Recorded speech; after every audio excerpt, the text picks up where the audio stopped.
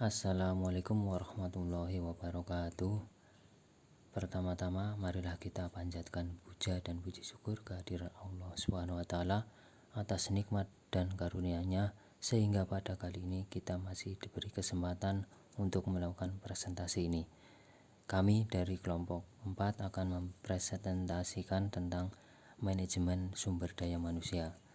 Kami beranggotakan yang pertama Muhroji, yang kedua Sarwo Edi Prabowo, yang ketiga Hendrika Sofiawati, yang keempat Nur Afifah, yang kelima Putri Ayu Dewianti, yang keenam Memor Putra Abadi Jaya Hila. Dalam manajemen sumber daya manusia ada beberapa hal yang dapat kami sampaikan. Pertama, tentang manajemen. Manajemen berasal dari bahasa Inggris manage yang memiliki arti mengatur, mengurus, melaksanakan, dan mengelola. Dalam dunia pendidikan, manajemen lebih ditekankan kepada upaya untuk mempergunakan sumber daya seefektif dan seefisien mungkin. Manajemen juga berasal dari kata to manage, artinya mengatur. Pengaturan dilakukan melalui proses dan diatur berdasarkan urutan dan fungsi manajemen itu.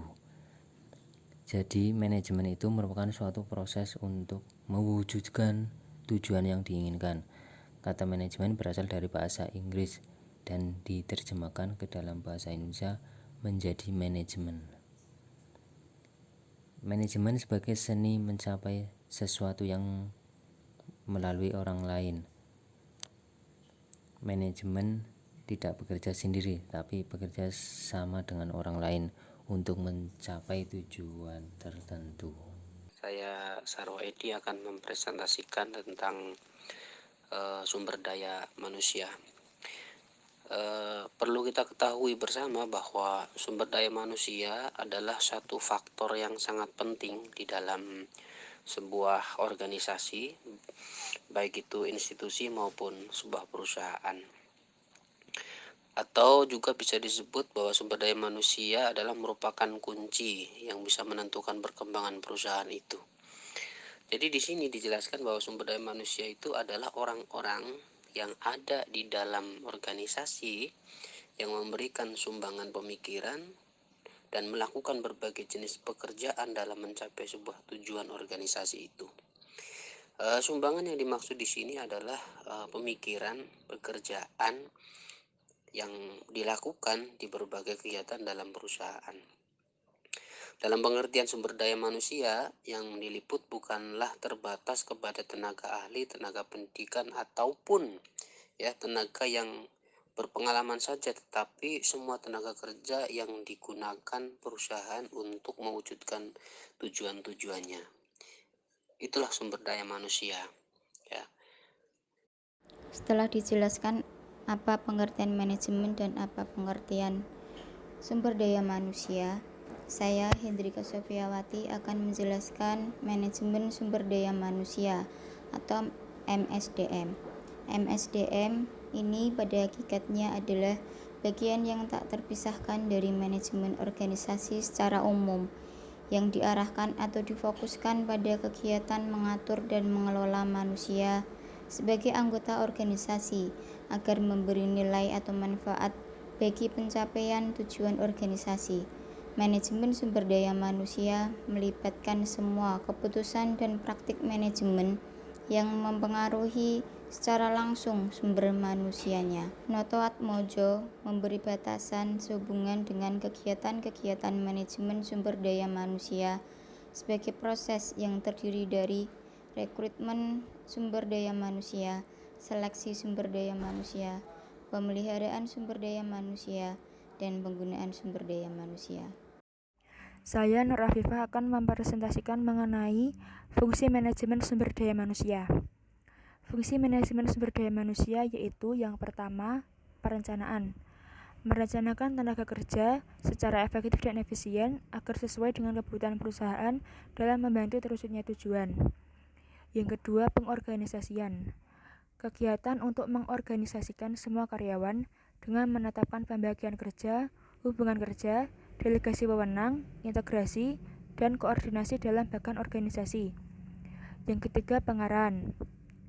Kegiatan mengarahkan semua karyawan agar mau bekerja sama dan bekerja efektif serta efisien dalam membantu tercapainya tujuan perusahaan, karyawan, dan masyarakat.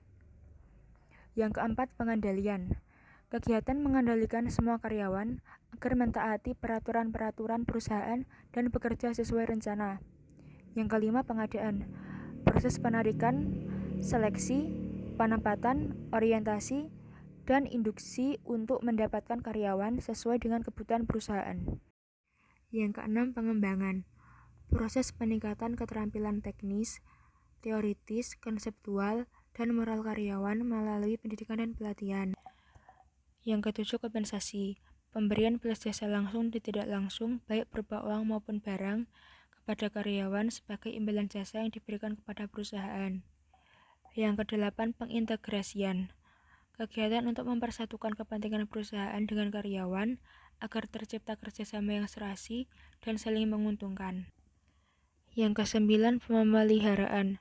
Kegiatan untuk memelihara atau meningkatkan kondisi fisik, mental, dan loyalitas karyawan agar mereka tetap mau bekerja sama sampai pensiun.